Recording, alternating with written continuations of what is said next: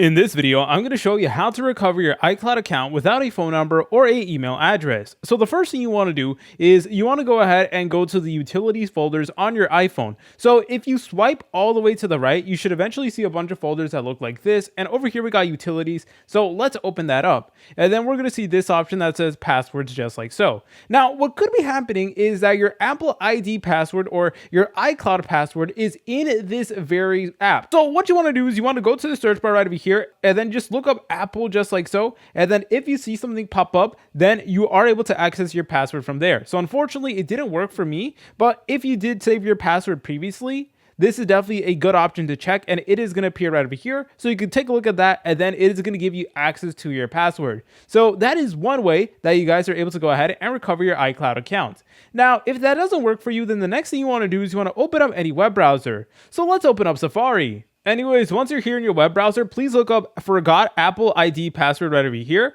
And then what you want to do is you want to go ahead and scroll down, then select on this link that says support.apple.com. And then once you guys are over here, it is going to give you a step-by-step guide showing you what you need to do in order to find your Apple account password and stuff like that, or basically recover your account. So you guys are able to click on this link that says resetting your password on the web.